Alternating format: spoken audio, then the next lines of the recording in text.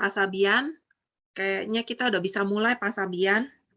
Baik, Ya, selamat pagi Bapak Ibu Saudara Jemaat Hurstville Indonesian Presbyterian Church. Pagi ini kita akan mulai ibadah kita.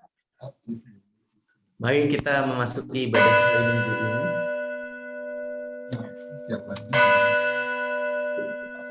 So this is all right now. Tulisnya gitu.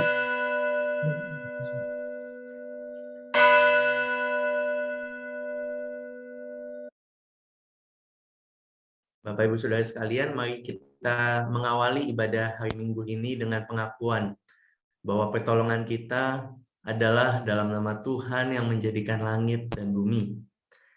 Ia memelihara dengan kasih setianya sampai selama-lamanya dan tidak pernah meninggalkan kita perbuatan tangannya. Kasih karunia dan damai sejahtera dari Allah Bapa kita dan dari Tuhan Yesus Kristus menyertai kita sekalian. Amin.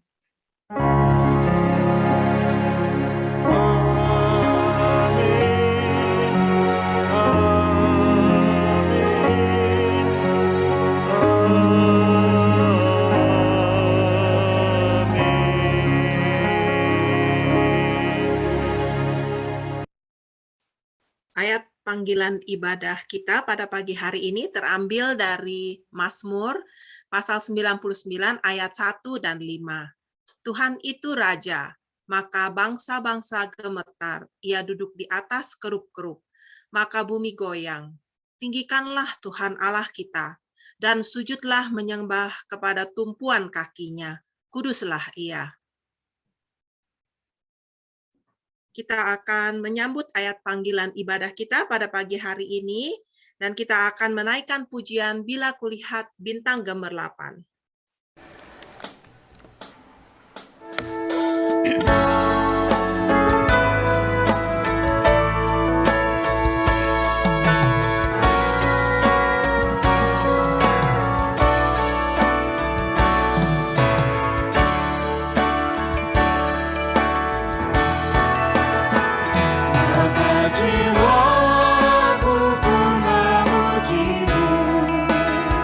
Sungguh besar Kau Allahku.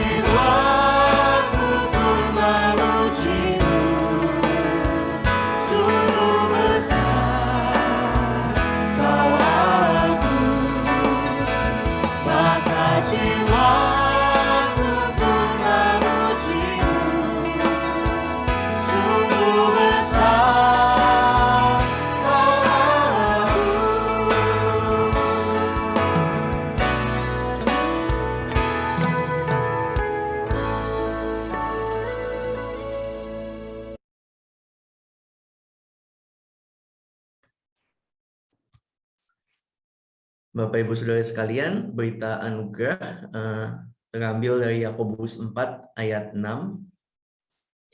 Tetapi kasih karunia yang dianugerahkannya kepada kita lebih besar daripada itu. Karena itu ia katakan, Allah menentang orang yang congkak, tetapi mengasihani orang yang rendah hati. Mari kita berdoa.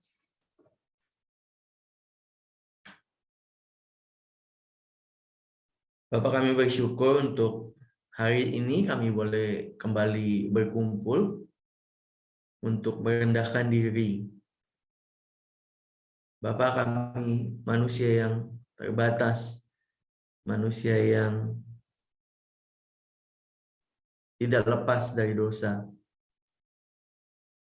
Entah lewat pikiran kami, perkataan kami, perbuatan kami.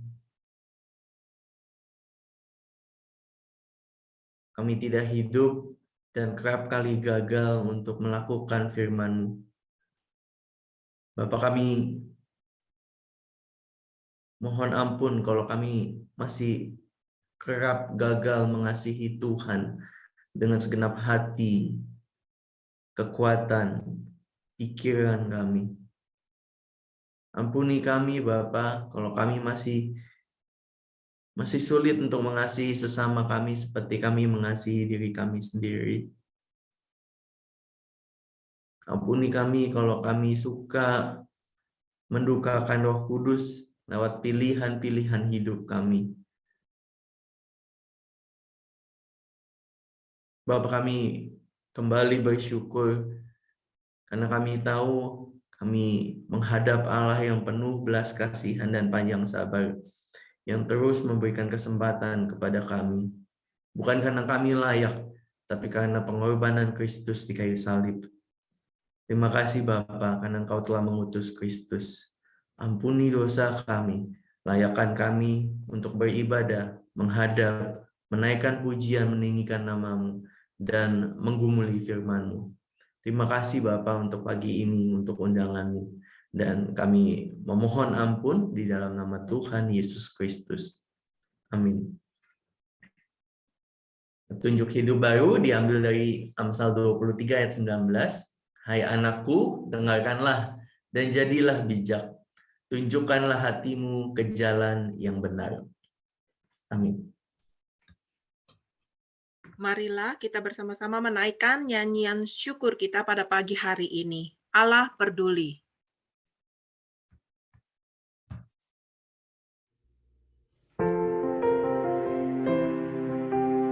Kita maju dari sini.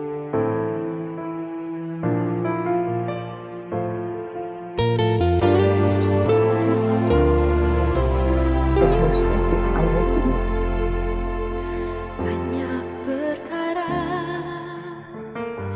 yang tak dapat ku mengerti. Mengapakah harus terjadi?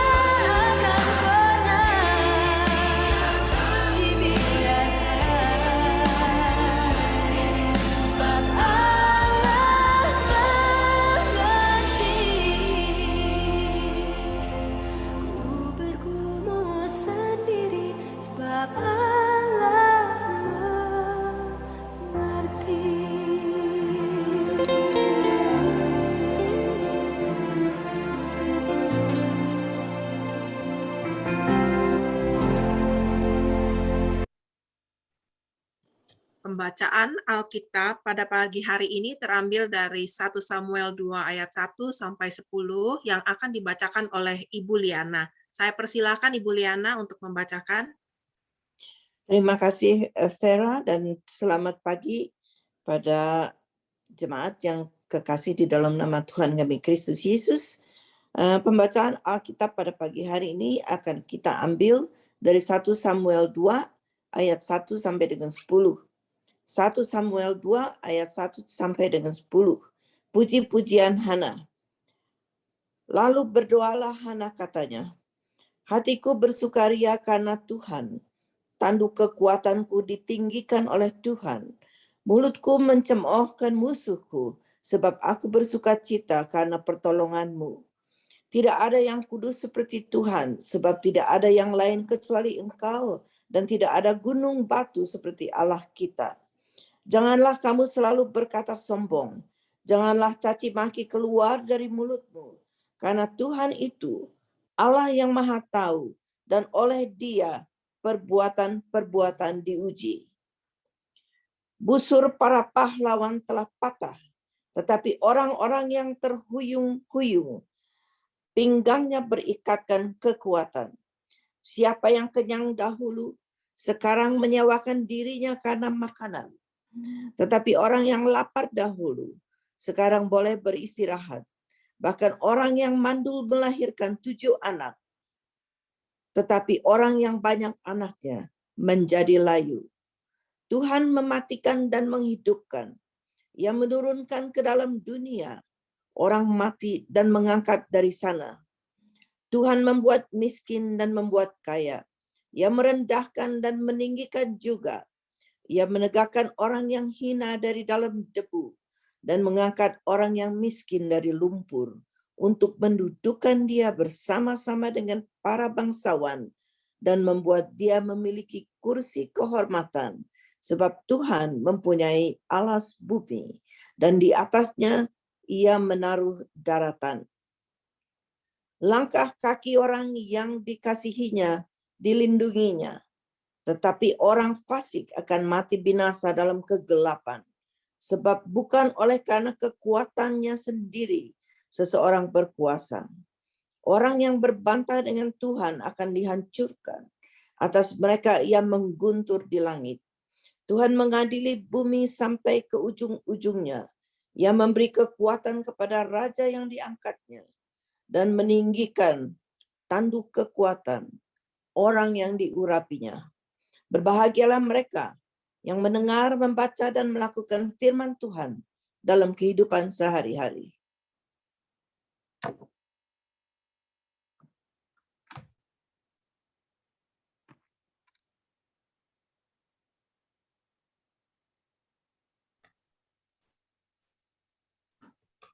Ya, Bapak Ibu Saudara sekalian, mari kita berdoa sebelum merenungkan firman. Bapak, kami bersyukur pagi ini boleh berkumpul untuk merenungkan firman. Sebentar hamba-Mu akan menyampaikan kebenaran yang sudah digumulkan lewat bagian ini. Berdoa supaya Engkau boleh memakai lidahnya untuk menjadi kepanjangan sarana menyatakan kebenaran-Mu. Bapak, kami berdoa supaya firman yang ditabur kelak boleh menjadi benih-benih yang jatuh di tanah hati yang subur, yang siap, yang menyambut dan untuk menumbuhkannya di dalam kehidupan kami. Bapak, kami berdoa supaya Roh Kudus boleh jamah kami, bentuk kami seturut dengan kebenaran-Mu. Ampuni hamba-Mu juga dari segala ketidaklayakan dan dosanya. Kiranya Kau boleh pakai dia menjadi alat-Mu. Terima kasih Bapak, kami serahkan waktu kami ke depan ini. Dimanapun kami berada, kami percaya nggak ada apapun yang bisa menghalangi karya Roh Kudus bekerja dalam ibadah kami. Dan di dalam nama Tuhan Yesus kami memohon. Amin. Selamat pagi Bapak Ibu Saudara sekalian, senang bisa dapat kesempatan untuk membagikan kebenaran firman kembali. Bacaan kita hari ini diambil dari 1 Samuel 2 tentang nyanyian Hana, puji-pujian Hana. Saya mulai dengan satu kisah. Ini ada 2 orang sedang naik sepeda tandem. Itu yang satu sepeda, satu di depan, satu di belakang, nempel sepedanya gitu ya. Mereka berdua naik mendaki bukit yang curam gitu. Setelah usaha keras, akhirnya mereka sampai di puncak. Pengendara yang di depan berkata, "Aduh, itu tadi susah banget ya. Tapi untung kita bisa sampai sini." Terus yang kedua bilang, "Bener, kalau saya nggak lakukan sesuatu tadi kita pasti udah nggak nyampe."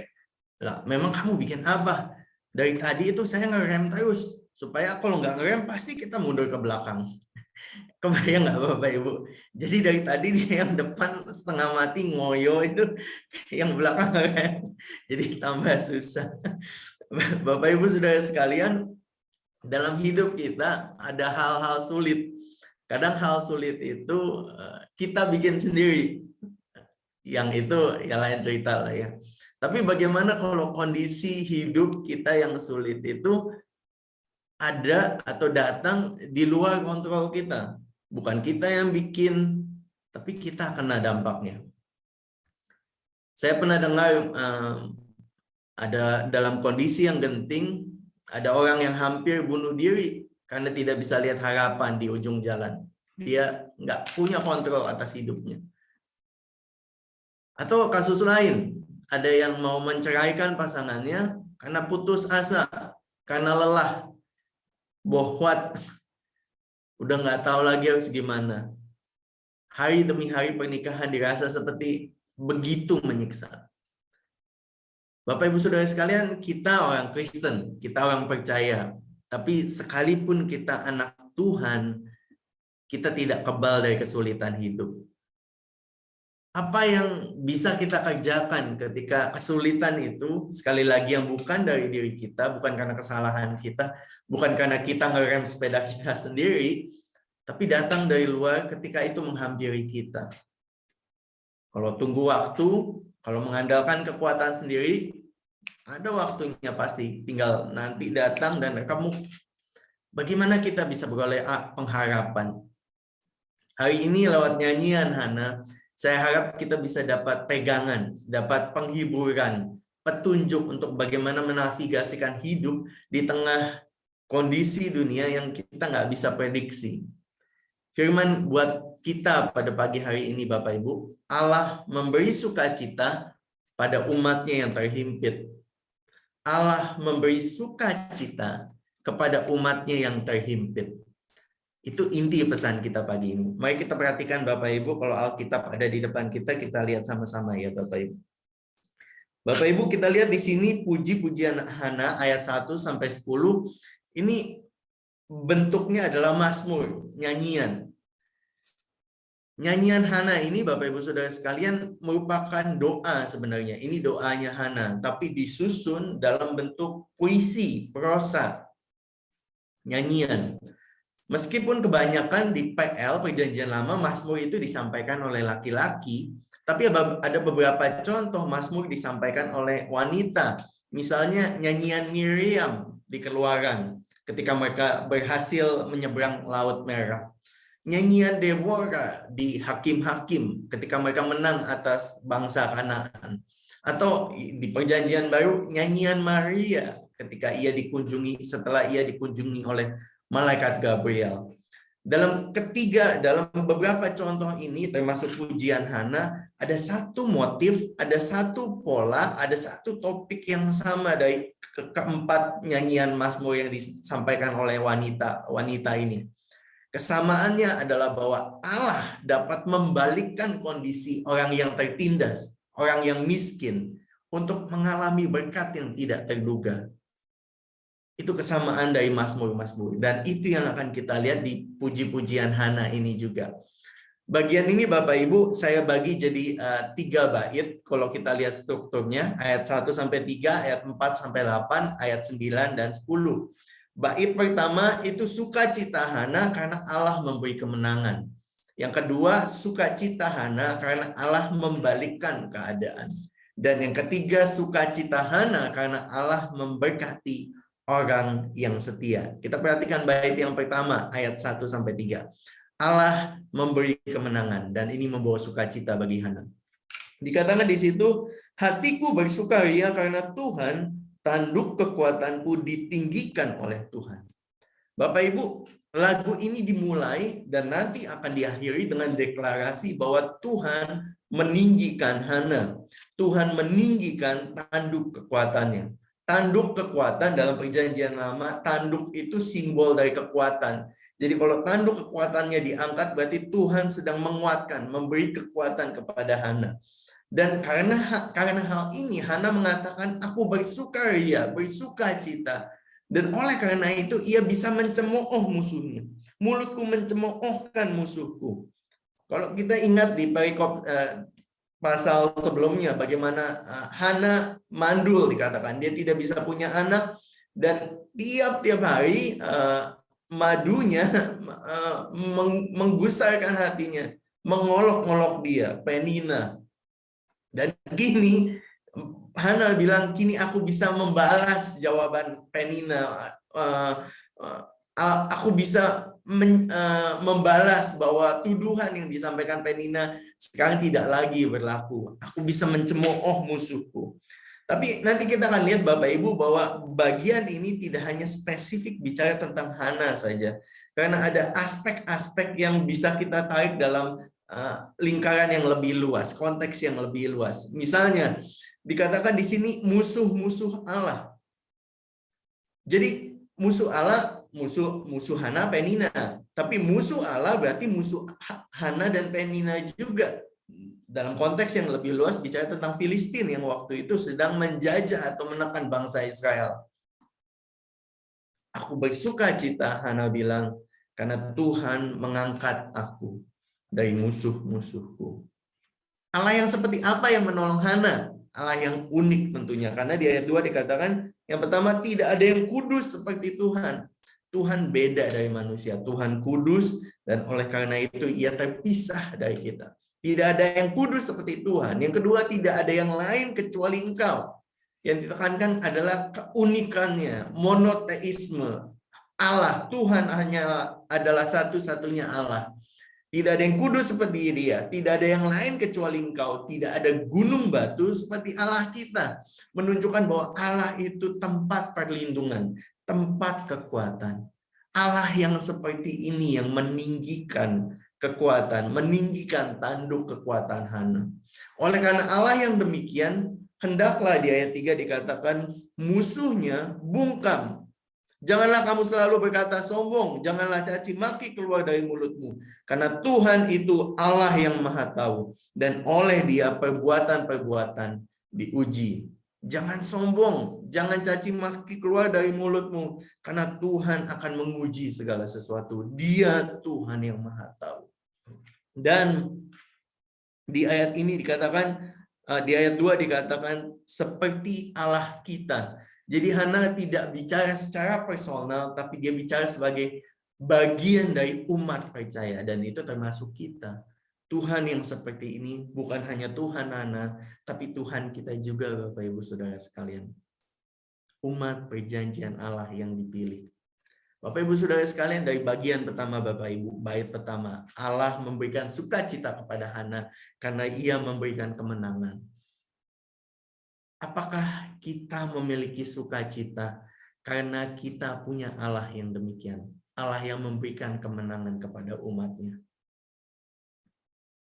Bagaimana kalau kondisi hidup seperti yang saya sebut di awal tadi, berada di luar kendali kita, menekan kita. Seperti yang baru-baru ini terjadi beberapa saudara kita di Bangladesh, suku Chakma. Di awal bulan ini, ada satu gereja kecil di Bangladesh dari suku Chakma itu terdiri dari 20 keluarga kurang lebih. Mereka selama 10 tahun beribadah di rumah Seng, di gubuk Seng. Mereka beribadah dengan aman, dengan damai. Dan setelah 10 tahun beribadah, akhirnya mereka memutuskan untuk membangun satu bangunan yang lebih permanen. Ketika mereka mulai membangun, ternyata ada organisasi berlatar belakang agama yang lain yang menghancurkan jendela mereka, menghancurkan bangunan mereka, dan mengancam untuk menyiksa dan akan membunuh anggota gereja kalau mereka terus melanjutkan pembangunan gereja. Mereka nggak bikin apa-apa, mereka nggak bikin onar, mereka hanya bikin tempat mereka beribadah. Dan oleh karena itu mereka diancam Akhirnya, sebagian lari ke hutan karena mendapat ancaman ini. Bagaimana yang nggak bisa lari? Ibu-ibu, anak-anak. Anak-anak sejak ancaman itu datang, mereka tidak ke sekolah lagi karena khawatir akan keselamatan. Dan ibu-ibu serta anak-anak ini akhirnya meninggalkan rumah mereka karena ancaman ini serius, dan mereka bersembunyi di satu rumah. Tapi organisasi ini dapat menemukan tempat persembunyian mereka. Ketika ketemu ibu-ibu itu dipukul oleh organisasi ini, orang-orang ini dihajar sampai babak belur. Kemudian mereka tahu rumah-rumah mereka ditinggalkan, organisasi ini mampir ke rumah-rumah orang Kristen tadi, dijarah barangnya karena kosong, diambil ternaknya, diambil hasil panen. Bapak Ibu, ini kejadian real, terjadi pada saudara-saudara kita di Bangladesh. Dan ini hanya satu dari berbagai macam kisah terjadi di seluruh dunia. Bagaimana kita bisa bersuka cita saat kondisi hidup seperti ini? Kita nggak cari ribut, tapi ada saja tantangan.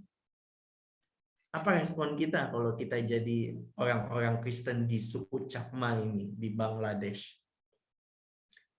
Di bait yang kedua, Bapak Ibu, Hana bersuka cita yang bukan hanya karena Allah memberikan kemenangan, tapi karena Allah mampu membalikan kondisi. Kita perhatikan ya. Ada 3 contoh yang diberikan di ayat 4 dan 5. Di ayat 4 dikatakan, busur pahlawan telah patah, tetapi orang yang terhuyung-huyung pinggangnya berikatkan kekuatan. Bayangan pahlawan itu biasanya mereka kalau punya pedang, mereka punya tameng, mereka punya busur dan panah, itu yang kualitasnya mumpuni tentu. Tetapi di sini digambarkan bahwa pahlawan yang seperti itu busurnya malah patah. Sedangkan orang yang lemah, orang yang terhuyung-huyung, orang yang tidak stabil, Tuhan balikkan keadaannya menjadi punya kekuatan, berikat pinggangkan kekuatan. Waktu saya baca ini, berikat pinggangkan kekuatan, yang saya kebayang itu kalau petinju, atlet tinju menang kan dan dapat medali gitu ya, medalinya bentuknya sabuk gitu ya, pialanya gitu ya Bapak Ibu. Mereka yang lemah menjadi punya kekuatan di dalam Tuhan. Kemudian contoh yang kedua, orang yang tadinya kenyang. Siapa yang kenyang dahulu, sekarang menyewakan dirinya karena makanan. Mereka yang tadinya sudah penuh, sudah kenyang, sudah full, berkelimpahan pangan, tapi sekarang dibalikan kondisinya jadi buruh upahan. Mereka menyewakan dirinya supaya bisa dapat makanan. Tetapi orang lain, orang yang tadinya lapar, yang tadinya kekurangan, tadinya nggak cukup makan, sekarang begitu berlimpah. Mungkin dapat makanan dari orang yang tadinya kelimpahan. Ini contoh kedua, Tuhan mengubah kondisi orang. Dan yang ketiga, contoh yang ketiga, bahkan orang yang mandul, ayat 5, melahirkan 7 anak. Tetapi orang yang banyak anaknya menjadi layu. Bapak Ibu Saudara sekalian, orang yang mandul akhirnya punya banyak anak. Angka 7, simbol kegenapan, kepenuhan, kesempurnaan. Kita tahu Hana anaknya 6. Jadi Hana tidak bicara tentang dirinya, tetapi bicara secara umum. Bagaimana Tuhan bisa mengubah kondisi orang yang mandul menjadi punya anak.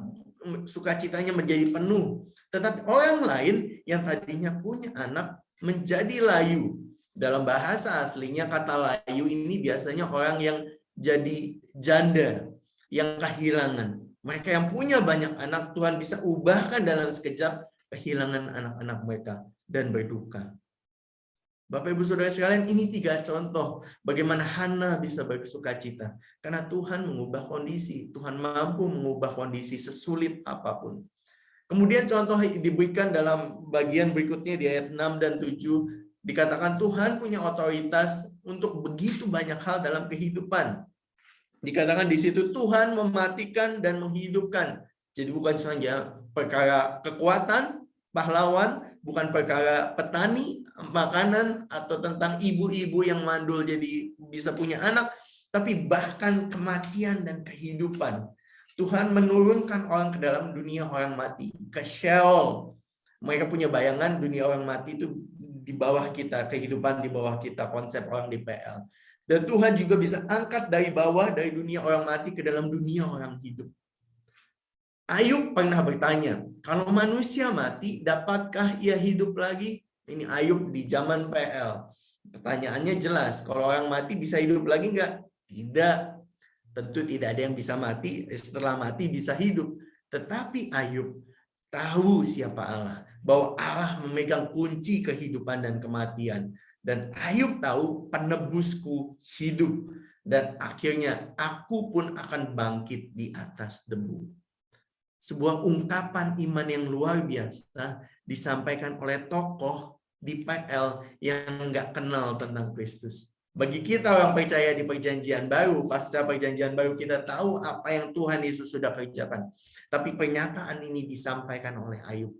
Ungkapan iman yang luar biasa. Aku bisa mati, tapi Tuhan bisa bangkitkan aku di atas debu. Hana menegaskan keyakinan yang serupa di bagian ini. Tuhan bisa kasih mati, Tuhan bisa menghidupkan. Dan Tuhan juga bikin yang miskin jadi kaya, kaya jadi miskin. Dia bisa merendahkan, dia bisa meninggikan. Ayat 7, ayat 8. Ia menegakkan yang hina dari dalam debu dan mengangkat orang yang miskin dari lumpur. Ia mendudukkan dia bersama-sama dengan para bangsawan dan membuat dia memiliki kursi kehormatan. Bapak Ibu Saudara sekalian, Tuhan punya kendali atas segala sesuatunya. Istilah yang dipakai di sini adalah merism. Jadi kalau dalam prosa itu diambil dua ekstrim, ekstrim mati, hidup, miskin, kaya, rendah, tinggi. Maksudnya adalah bukan hanya bicara dua ekstrim ini, tapi semua yang ada di tengah-tengahnya, spektrum yang ada di tengah-tengahnya. Dan ini berarti Tuhan mengendalikan tidak hanya yang di ujung, tapi seluruh kehidupan, semua yang terjadi dalam hidup manusia. Dan di ayat 8 yang bagian terakhir dikatakan, sebab Tuhan mempunyai alas bumi, dan di atasnya ia menaruh daratan. Alas bumi atau pilar bumi Tuhan dirikan untuk menaruh daratan di atasnya, tempat kita hidup. Tuhan yang menopang hidup kita, kata pemazmur, kata Hana. Tuhan yang menopang segala sesuatu yang terjadi dalam hidup kita. Kita pikir kita sehat, kita pikir kita kuat, kita pikir yang menopang kita hidup di bumi ini adalah gaya gravitasi. Tapi sesungguhnya Bapak Ibu Saudara sekalian, kita percaya bahwa semua itu boleh jalan, sekalipun itu bisa jalan, itu pun jalan karena Tuhan yang menopang hukum alam, Tuhan yang menopang hukum moral, Tuhan yang menopang segala sesuatu dalam hidup kita. Dan Hana bersuka cita karena tidak ada kondisi yang terlampau sulit bagi kuasa Allah. Ini yang membawa sukacita bagi Hana. Tuhan bisa ubah kondisi, membalikkan keadaan. Dan yang ketiga, Hana bersuka cita karena Allah memberkati orang yang setia. Ayat 9 dan 10. Bapak Ibu Saudara sekalian, bait terakhir ini menggemakan topik yang akan kita terus baca, terus ulang lagi sepanjang kitab Samuel, yaitu bahwa orang-orang yang dikasihi Tuhan akan dilindunginya, tetapi orang fasik dihukum. Ini topik atau tema yang terus akan diulang. Orang pilihan Tuhan, orang yang dikasihi Tuhan akan dijaga oleh Tuhan, tapi yang fasik akan dibiarkan, akan dihancurkan. Pada akhirnya, kalau sekarang kita lihat dunia, kita pikir yang berkuasa adalah orang yang punya uang, yang punya kedudukan, yang punya koneksi, Bapak Ibu Saudara sekalian. Tapi pada akhirnya di ayat ini dikatakan bahwa langkah kaki orang yang dikasihinya dilindunginya, tetapi orang fasik akan mati binasa dalam kegelapan. Sebab bukan oleh karena kekuatannya sendiri seseorang berkuasa. Sekalipun kita lihat seseorang jaya pada sekarang, pada waktu ini, pada akhirnya yang bikin manusia bisa bertahan bukan kekuatan, bukan koneksi, bukan kepemilikan mereka, tetapi kuasa Allah. Dan kuasa Allah yang sama akan menghancurkan mereka yang mengabaikan Dia, mereka yang tidak setia. Tapi bagi orang yang percaya kepada Tuhan, Tuhan akan jaga, karena Tuhan memerintah, dikatakan di situ, sampai ke ujung bumi. Yang unik Bapak Ibu Saudara sekalian dalam Mazmur ini, dalam pujian ini, nyanyian ini, meski sedang tidak membahas raja, bagian ini diakhiri di ayat 10 dengan pernyataan demikian. Ia memberikan kekuatan kepada raja yang diangkatnya dan meninggikan tanduk kekuatan orang yang diurapinya. Ujuk-ujuk gitu ya, tahu-tahu ada raja di sini. Padahal pada zaman Hana, Samuel belum ada raja. Bicara tentang apa ini Bapak Ibu? Bapak Ibu Saudara sekalian, istilah Mesias atau orang yang diurapi di ayat 10 akhir ini istilah yang pertama kali muncul di Alkitab kita, kata Mesias. Muncul pertama kali di ayat ini, 2 ayat 10. Dan ini bicara tentang pemimpin yang sejati. Pemimpin yang pada waktu itu akan memimpin bangsa Israel keluar dari penjajahan atas Filistin. Ayat ini memberikan fondasi, janji bahwa Allah akan memilih, membentuk satu raja yang akan membawa kelepasan bagi bangsa Israel. Bukan hanya kelepasan Hana dari tekanan mental Penina, tapi Israel dari Filistin. Bapak Ibu Saudara sekalian, dari 3 bait ini, dari nyanyian Hana, apa yang kita bisa pelajari buat kita? Buat kita, saya nggak tahu kondisi Bapak Ibu, buat kita yang dalam kesulitan, saya harap firman ini bisa membawa sukacita. Karena kita tahu Allah kita memberikan kemenangan. Allah kita berkuasa atas kondisi apapun, bisa dibalikkan. Dan Allah kita adalah Allah yang setia kepada umatnya yang percaya dan setia. Kalau sekarang kita dalam kesulitan, kita tentu mencari penghiburan. Kita tentu mencari sukacita. Kita tentu mencari kekuatan. Kemana biasanya kita cari? Apa yang biasanya bikin kita lights up ketika kita redup, ketika kita suram? Ada banyak di dunia ini yang menjanjikan kesenangan, penghiburan, sukacita. Dan banyak orang yang lagi mumet larinya ke sana. Kalau bicara tentang kesenangan hidup, Lord Byron adalah salah satu orang yang sepanjang hidupnya dipenuhi dengan kesenangan. Tapi di akhir hidupnya, ia menulis demikian. Cacing, kanker, dan kesedihan adalah milikku. Diucapkan oleh orang yang sepanjang hidupnya penuh dengan kesenangan. Orang mikir uang bisa bikin bahagia. Tapi seorang jutawan Amerika namanya Jay Gould, ketika dia sekarat di ranjang rumah sakit, dia bilang, saya kira saya adalah orang yang paling menyedihkan di bumi. Diungkapkan oleh orang yang punya uang begitu banyak, tapi bilang dia paling menyedihkan. Mungkin posisi dan ketenaran Lord Beaconsfield punya semuanya waktu itu, waktu dia hidup. Dia menikmati posisi, dia tenar dan dikenal oleh banyak orang. Tapi ini yang dia katakan, masa muda itu kesalahan, masa dewasa atau manhood adalah perjuangan, dan usia tua adalah penyesalan. Disampaikan oleh orang yang punya posisi dan koneksi. Maupun militer, kekuatan, Alexander Agung, siapa yang nggak kenal dia. Di ujung hidupnya dia menangis sambil berkata, tidak ada lagi dunia yang harus ditaklukkan. Ternyata kekuatan pun ada batasnya. Dan ketika selesai, nggak tahu apa lagi yang bisa dikerjakan. Tidak bisa memberikan kesenangan yang sejati, sukacita sejati. Lalu kemana kita cari kebahagiaan sejati? Kemana kita bisa cari kebahagiaan yang tidak terbatas? Jawabannya sederhana, di dalam Kristus, in Christ alone. Sumber sukacita yang sejati, yang tidak akan pernah habis. Lewat hidup dan pelayanan Tuhan Yesus, Bapak Ibu Saudara sekalian, kita bisa lihat kepeduliannya yang nyata buat orang-orang yang terpinggirkan. Di Injil Lukas misalnya, Tuhan perhatian sama wanita. Wanita yang pada waktu itu dianggap sebagai kelas 2 di masyarakat.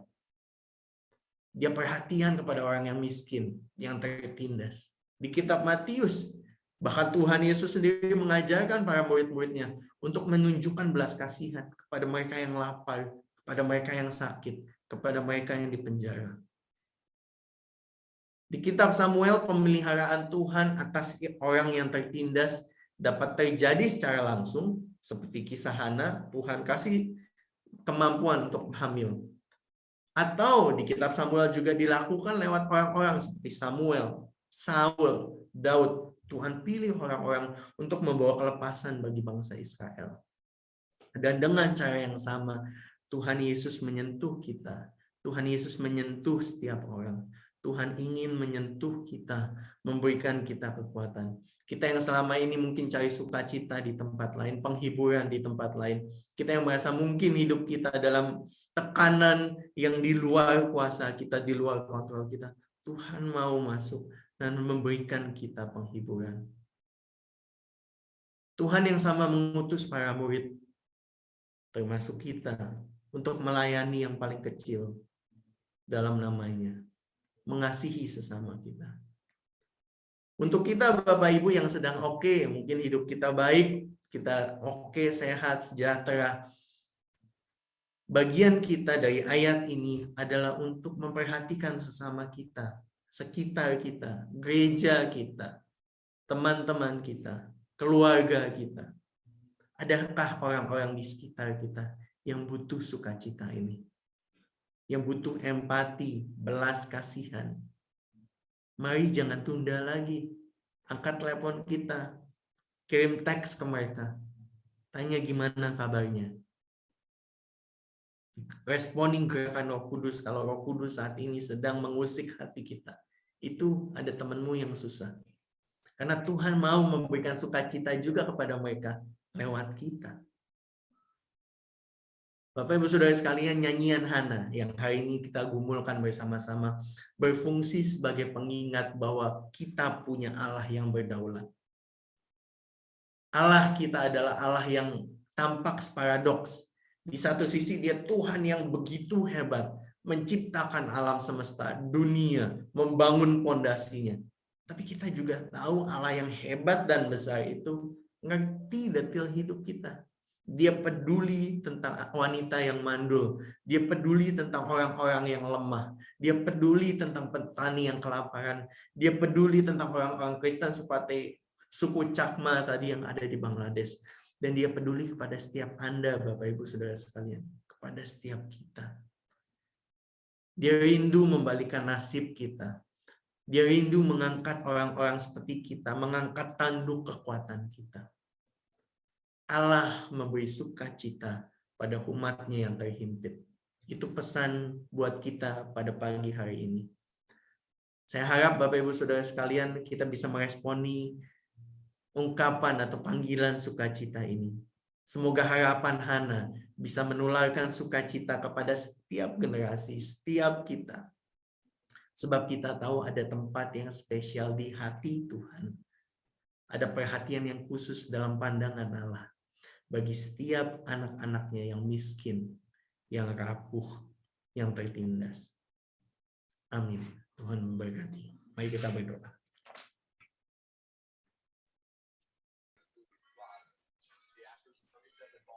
Bapak, kami bersyukur untuk pagi ini kami bisa lihat dari nyanyian Hana bahwa sukacita yang ia alami sungguh nyata, sungguh real.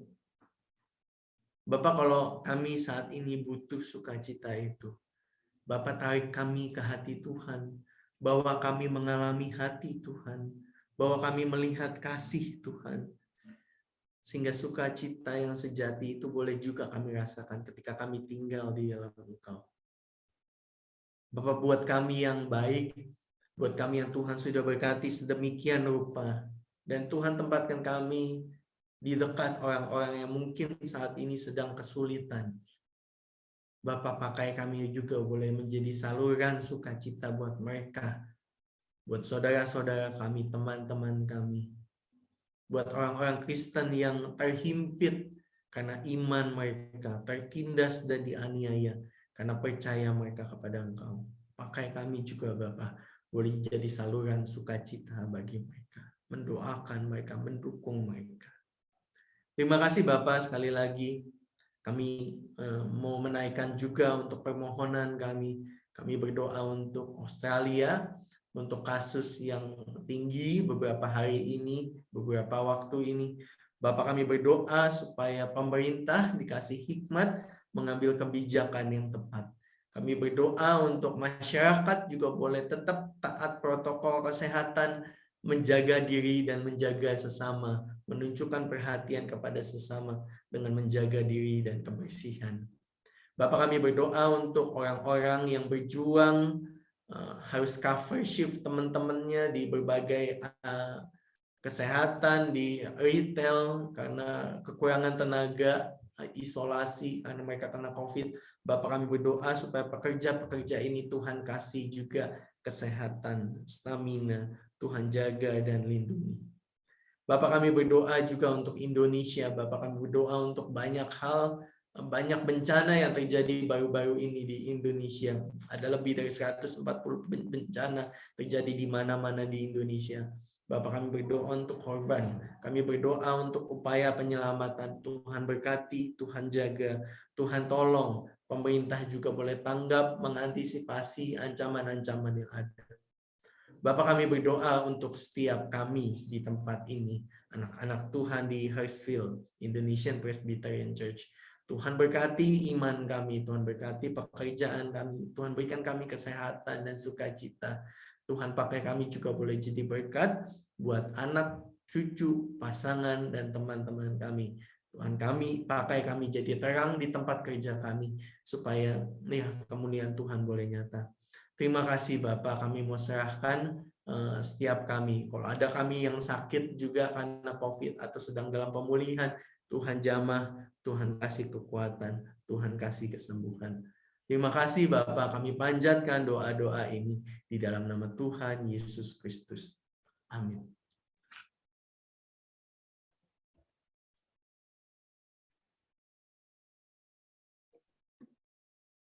Jemaat yang dikasih Tuhan, kita bersama-sama akan mengungkapkan pengakuan iman rasuli kita.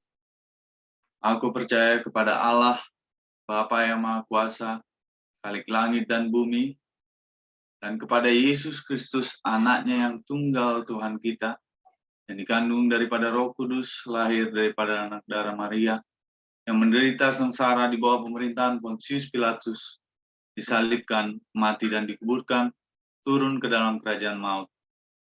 Pada hari yang ketiga, bangkit pula dari antara orang mati, naik ke surga, duduk di sebelah kanan Allah, Bapa yang Maha Kuasa, dan dari sana ia akan datang kelak untuk menghakimi orang yang hidup dan yang mati.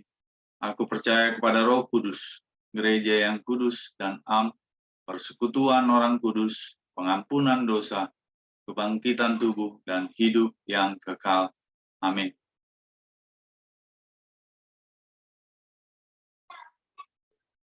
Saat ini kita akan memberikan persembahan kita secara online, dan saya akan membacakan ayat penuntun persembahan kita yang diambil dari Kitab Mazmur pasal yang ke-54 ayat ke-8. Dengan rela hati aku akan mempersembahkan korban kepadamu, bersyukur sebab namamu baik, ya Tuhan. Kita akan menyanyikan lagu pujian persembahan, bawa persembahan, sambil kita menyerahkan persembahan.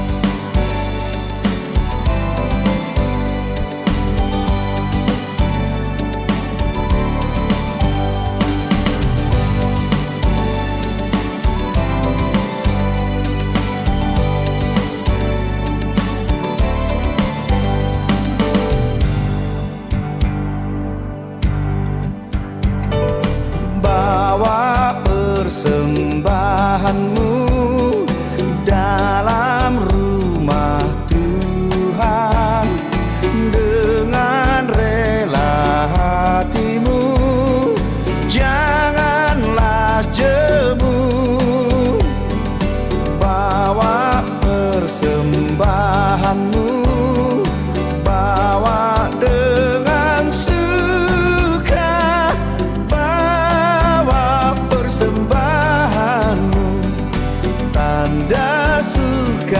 sukacitamu, bawa persembahanmu, ucaplah syukur.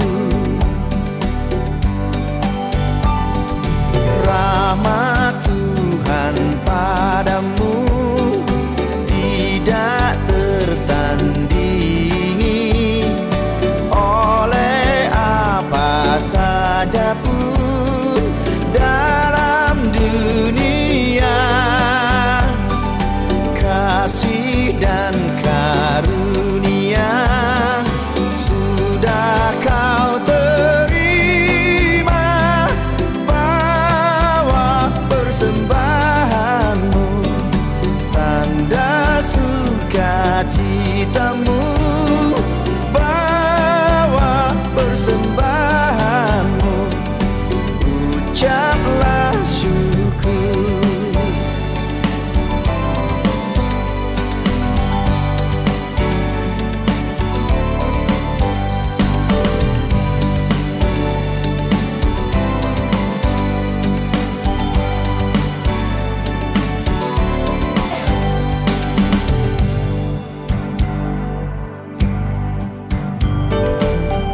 Persembahkan dirimu untuk Tuhan pakai, agar kerajaannya makin nyatalah.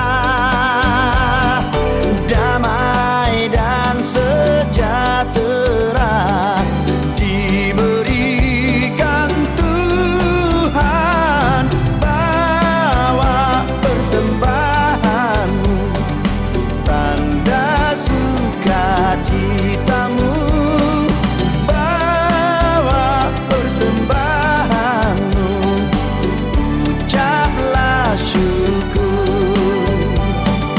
Bawa persembahanmu, tanda sukacitamu, bawa persembahanmu, ucaplah syukur,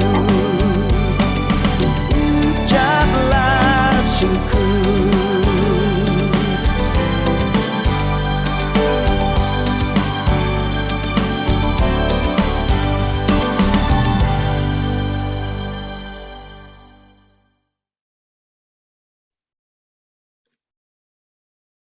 Jemaat yang dikasihi Tuhan, marilah kita bersama-sama berdoa, memberikan persembahan kita kepada Tuhan. Tuhan, Allah Bapa kami yang baik, kami mengucap syukur Tuhan buat penyertaan-Mu, buat segala kasih setia-Mu Tuhan, untuk segala kesehatan, untuk segala pekerjaan yang bisa kami lakukan. Terima kasih Tuhan. Tuhan, saat ini kami membawa persembahan kami Tuhan.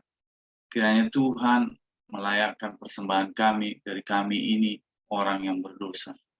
Tuhan, kiranya Tuhan memberikan kami kebijaksanaan secara gerejawi Tuhan, untuk kami bisa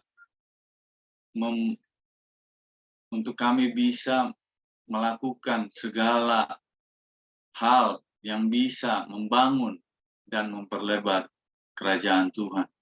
Terima kasih Tuhan, di dalam nama anak-Mu Yesus Kristus, kami sudah berdoa dan mengucap syukur. Haleluya. Amin.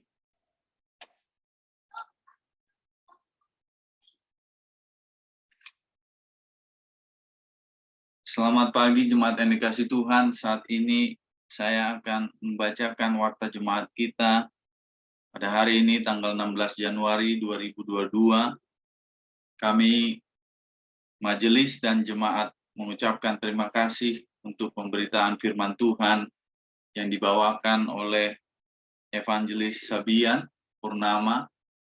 Terima kasih Pak Sabian untuk pelayanannya, dan juga untuk Bapak Yanto Sugih yang akan melakukan ibadah di English Service nantinya. Kiranya Tuhan memberkati pelayanan Bapak-Bapak sekalian. Majelis dan jemaat juga mengucapkan selamat melayani untuk pemberitaan firman Tuhan minggu depan kepada Pendeta Gunung Maston Hutauruk di Indonesian Service dan Nick Ray di English Service dengan tema Dia Tidak Diam yang diambil dari 1 Samuel 2 ayat 11 sampai 26, 30 sampai 31 dan Identity di English Service yang diambil dari 1 Petrus 2 ayat 4 dan 11. Yang kedua, persekutuan doa Selasa. Persekutuan doa Selasa akan tetap diadakan pada hari Selasa, yang berikutnya tanggal 18 Januari 2022, dimulai pada pukul 10.30 sampai jam 12. Pembicara oleh Pendeta Gunung Maston Hutauruk yang diadakan lewat Zoom, yang akan dikirim oleh session. Jika ada jemaat yang hendak didoakan atau dalam pergumulan, dapat menghubungi Bapak Pendeta Gunung Maston. Mobile phone number-nya sudah tersedia di warta jemaat. Kebaktian online perjamuan kudus kita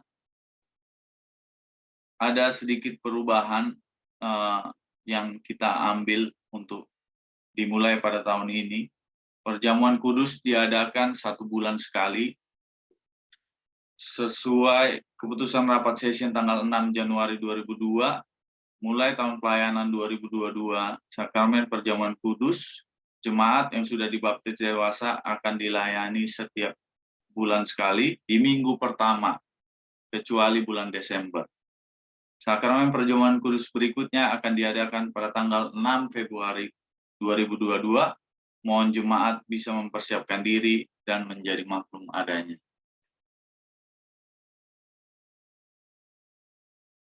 Kebaktian online streaming 3 minggu. Kebaktian online ini kita akan mulai pada tanggal 16 Januari sampai dengan 30 Januari. Mengingat tingginya kasus COVID saat ini, kita memutuskan untuk melakukan ibadah secara online. Link akan dikirim oleh session sebelum ibadah minggu. Informasi selanjutnya akan diteruskan ke jamaat sampai ada perkembangan selanjutnya. Mohon dukungan doa. Terima kasih.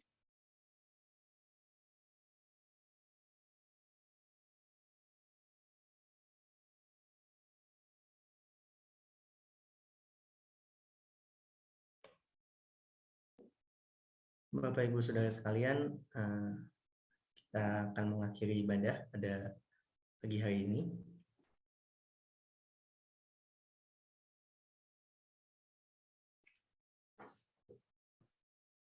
Bapak Ibu, marilah kita pulang dalam damai sejahtera dan terimalah berkat Tuhan.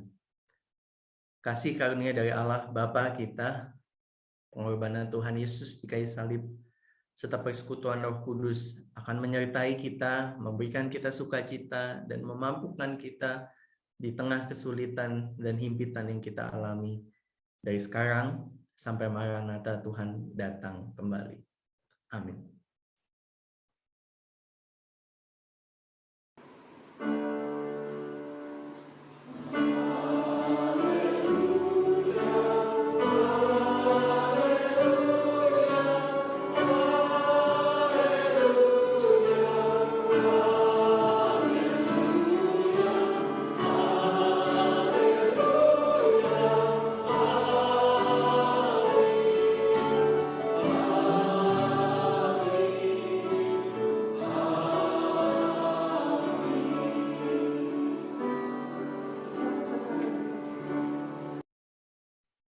Saat teduh, Tuhan memberkati. Sampai ketemu lagi minggu depan.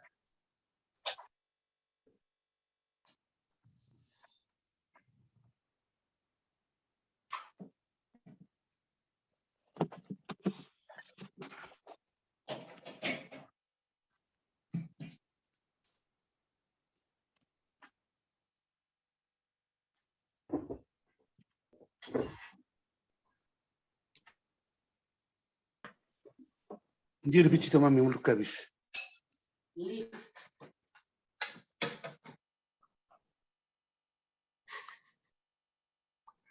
Thank you, Pak Albian. Thank you Pak Sabian untuk pelayanan. Mas Fabian. Kita ada waktu setengah jam sebenarnya kalau mau chit-chat. Kalau enggak ya enggak apa-apa. You can leave the meeting, the Zoom. Thank you, Pak Sabian, and thank you. And good morning, Pak Gunung. Pak Gunung baru nongol. Terima Thank- kasih Pak thank you. Sabian. Thank you, Vera, untuk MC-nya. Ya, Thank you thank Tante Tuhan Liana berkati for reading the terus. Bible. Thank you, Yanto. Sama-sama. Selamat, Thank you, Vera. selamat Happy birthday. membawakan firman untuk the IM. God bless you. Thank you, thank you. Pak Gunung, saya mau laporan next time jangan sekali-sekali naik sepeda tandem sama Pak Sabian. Dia ngerem. Pak Gunung bingung nggak dengar khotbahnya dia. Jangan next. Gimana Pak tadi? Yang di depan ngegoes, yang di depan, yang di belakang ngerem. Belakang Apa dia? ngerem. Iya, yang di belakang ngerem. Begitu. Jadi saya titip pesan sama Pak Gunung jangan sekali-sekali naik sepeda tandem sama Pak Sabian. Nanti Pak Gunung yang goes, Pak Sabian yang ngerem.